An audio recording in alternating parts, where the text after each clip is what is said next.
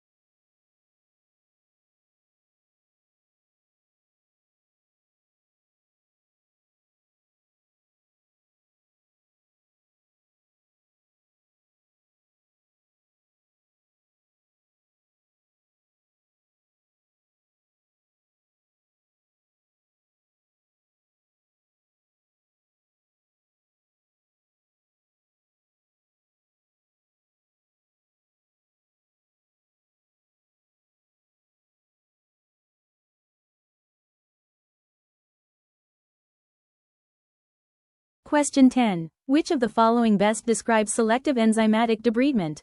A. It is a surgical excision technique that removes both healthy and necrotic tissue. B. It is a wound care method which uses enzymes to remove dead or damaged tissue while preserving viable tissue. C. It is a chemical cauterization process used to seal burn wounds. D. It is a laser-based procedure used to promote re-epithelialization.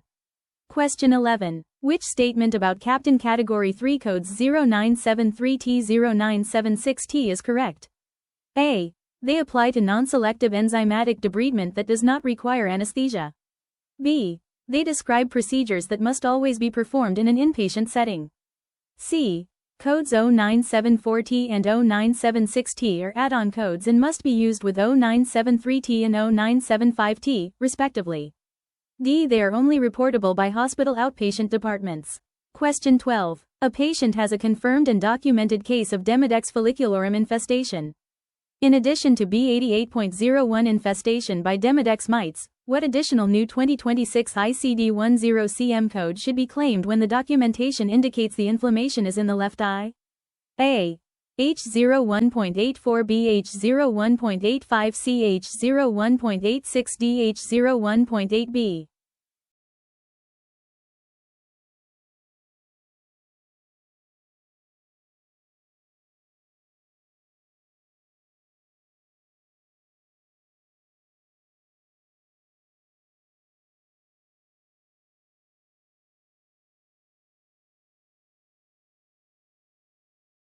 Question 13. What does HCPCS Level 2 code J7353 represent? A. Selective enzymatic debridement of burn tissue, 100 square centimeters. B. Application of topical anesthesia for burn wounds. C. Bromelain-enriched proteolytic enzyme used in inpatient coding. D. Anacalase BCDB, Nexobrid, 8.8% gel, 1. Question 14. A patient diagnosed with Parkinson's disease is seen by her physician for medication management of the Parkinson's. During the visit, the provider notes a slight tremor in the patient's hands. What is the diagnosis coding for this observation? A. G20, A1B G20, B1C G20, G25.0 D G20, G25.1. Question 15. During a Level 3 EM visit in office with a 17-year-old, the provider screens the established patient for alcohol use and then provides brief counseling for alcohol misuse, which adds 20 minutes to the visit. What is the procedure coding? A. 99,213, 99,408. B. 99,213.25, 99,408-33 C. 99,213.25, G0442, G0443 D. 99,213.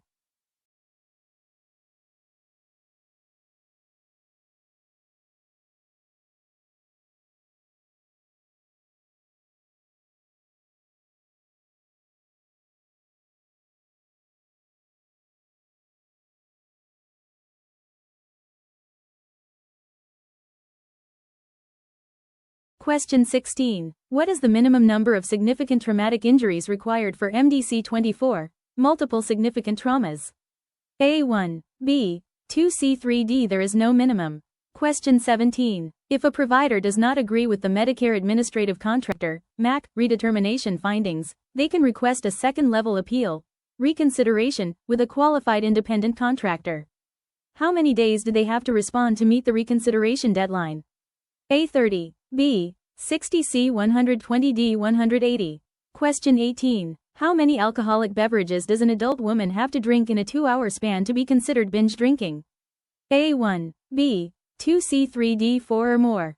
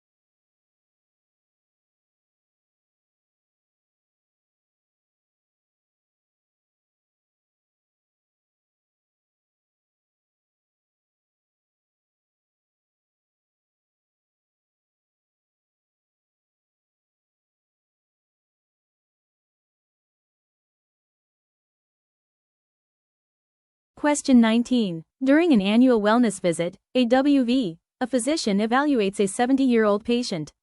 The physician performs all required components of the AWV and notices that the patient's records indicate they are due for a pneumonia vaccination. The physician administers the vaccine during the same encounter. Which of the following is true regarding Captain 2 coding? A. The AWV is exempt from all Captain 2 quality reporting. B. A Captain 2 code is required only if the vaccine was not administered. C. Only the Captain I code for the AWV and the immunization should be submitted. D. A Captain 2 code reporting the completion of the vaccine measure should be submitted along with the Captain I code for the immunization. Question 20. Which body site is not included in MDC 24 assignment? A. Head. B. Kidney. C. Neck. D. Upper limb.